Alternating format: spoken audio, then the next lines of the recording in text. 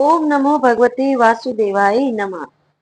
आइए आज जान लेते हैं अश्विन मास कृष्ण पक्ष की एकादशी कब है, कब इसका पारण है और इस एकादशी का क्या महत्व है। पितृ पक्ष में पड़ने वाली अश्विन मास की कृष्ण पक्ष की एकादशी को इंदिरा एकादशी व्रत है। खास कथा सुनने मात्र से मिल जाता है फल। तो जानते हैं पंचांग के अनुसार अश्विन कृष्ण पक्ष की एकादशी को इंदिरा एकादशी कहते हैं, जो कि पितृ पक्ष में पड़ती है।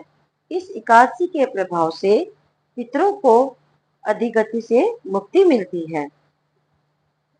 एकादशी व्रत वैसे तो हर माह 2 बार पड़ती है, लेकिन पितृपक्ष के दिनों में पड़ने वाली एकादशी तिथि का महत्व अधिक बढ़ जाता है, क्योंकि इस एकादशी व्रत के प्रभाव से न केवल व्रतधारी को पुण्य फल की प्राप्ति होती है, बल्कि पितरों को भी मोक्ष की प्राप्ति होती है। इस साल इंदिरा एकादशी का व्रत 28 सितंबर 2024 को रखा जाएगा और व्रत का पारण 29 सितंबर सुबह 6:13 से 8:36 के बीच किया जाएगा। इंदिरा एकादशी के दिन विधि विधान से भगवान श्री हरि के पूजन से पाप कर्मों से मुक्ति मिलती है। जानते हैं पितृपक्ष में पड़ने वाली इस व्रत कथा के बारे में। युधिष्ठिर कहने लगे, भगवान श्री कृष्ण अश्विन कृष्ण पक्ष की एकादशी व्रत और उसके फल के बारे में बताते हुए कहते हैं कि इस एकादशी का नाम इंदिरा एकादशी है, जो पापों का नाश करती है और पितरों को अधिगति से मुक्ति मिलती है। इस व्रत की कथा ध्यान पूर्वक सुनो, क्योंकि इसका श्रवण करने मात्र से ही वाजपेय के समान फल मिल जाता है। सतयुग समय की बात है। महिष्मती नाम की नगरी में एक इंद्रसेन नामक प्रतापी राजा था। वह धर्म पूर्वक अपनी प्रजा का शासन करता था। वह पुत्र पौत्र और धन संपत्ति से संपन्न था और भगवान श्री हरि का परम भक्त भी था। एक बार आकाश मार्ग से एक महर्षि राजा की सभा में आए। राजा तुरंत महर्षि के सामने हाथ जोड़कर खड़े हो गए और उनको आसन व अर्घ्य दिया। फिर राजा ने महर्षि से आगमन का कारण पूछा। तब उन्होंने कहा कि मैं जो कहने वाला हूँ उससे आप आश्चर्यचकित हो जाएंगे। एक बार मेरा यमलोक जाना हुआ। वहां मैंने यमराज से धर्मशील और धर्मराज की प्रशंसा की।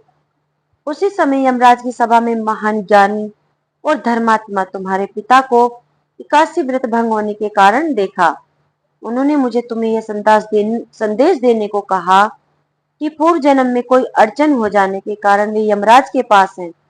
उन्होंने अपने निमित्त अश्विन कृष्ण इंदिरा एकादशी व्रत करने के लिए कहा, जिससे उन्हें स्वर्ग की प्राप्ति हो। नारद जी की बात सुनकर राजा ने उनसे व्रत की विधि पूछकर विधि पूर्वक अश्विन कृष्ण पक्ष की एकादशी का व्रत किया। जब राजा ने अपने बांधवों और दासों सहित व्रत किया तो आकाश से पुष्प वर्षा हुई और राजा के पिता गरुड़ पर चढ़कर यमलोक से विष्णुलोक पहुंच गए। बाद में एकादशी व्रत के प्रभाव से राजा इंद्रसेन को भी मरणोपरांत स्वर्गलोक की प्राप्ति हुई। श्री कृष्ण कहते हैं कि हे युधिष्ठिर, इंदिरा एकादशी व्रत का जो महत्व मैंने तुम्हें कहा, इसका पठन या श्रवण करने मात्र से ही मनुष्य के पाप मिट जाते हैं और वह संसार के समस्त सुखों को भोग कर वैकुंठ को प्राप्त होता है। बोली श्री हरि विष्णु भगवान की जय। बोली श्री कृष्ण कन्हैया लाल की जय। आशा करती हूँ आपको कथा और जानकारी पसंद आई होगी। आइए अब आगे और भी जान लेते हैं। इस दिन हमें श्री हरि को किन किन चीजों का भोग लगाना चाहिए। तो इंदिरा एकादशी में श्री हरि विष्णु को पंजीरी, केसर की खीर, पंचामृत, बेसन के लड्डू आदि चीजों का भोग लगा सकते हैं। ऐसी मान्यता है कि इन भोग को चढ़ाने से भगवान विष्णु प्रसन्न होते हैं, साथ ही सभी इच्छाओं की पूर्ति करते हैं। भगवान श्री एकादशी के दिन श्री हरि का बेहद प्रिय भोग है ऐसे में उन्हें उनकी ही प्रिय चीजों का भोग लगाया जाता है, तो व्रत का फल पूरा प्राप्त होता है। यही नहीं, जीवन में बरकत बनी रहती है। भोग लगाते समय हमें इस मंत्र का जाप अवश्य करना चाहिए। त्वदीयं वस्तु गोविंदम तुभ्यमेव समर्पये, ग्रहाण सम्मुखो भूत्वा प्रसिद्ध परमेश्वर। तो इस मंत्र का जाप हमें अवश्य करना चाहिए। एकादशी तिथि आरंभ हो रही है शनिवार 27 सितंबर को दोपहर 1:20 पर और इसका समापन होगा रविवार 28 सितंबर को दोपहर 2:49 पर। और पंचांग के अनुसार आप इस व्रत को 28 सितंबर को रखें, क्योंकि जो तिथि सूर्योदय में होती है व्रत उसी तिथि का रखा जाता है। और पारण भी आप समय से कर लें, वरना आपका व्रत निष्फल हो जाएगा। आशा करती हूँ आपको ये जानकारी अवश्य पसंद आई होगी। अगर आपको जानकारी पसंद आई है तो प्लीज वीडियो को लाइक और शेयर जरूर कर दीजिएगा, ताकि और लोग भी इस जानकारी का लाभ उठा सके। तो आइए अब जो है हम कर लेते हैं एकादशी की आरती।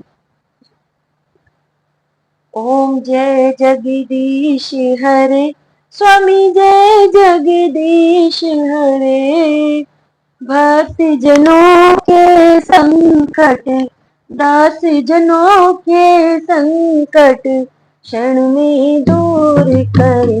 ओम जय जगदीश हरे, जो आवे फल पावे, दुख विन से मन का, स्वामी दुख विन से मन का, दुख संपत्ति घर आवे, कष्ट मिटे तन का। ओम जय जगदीश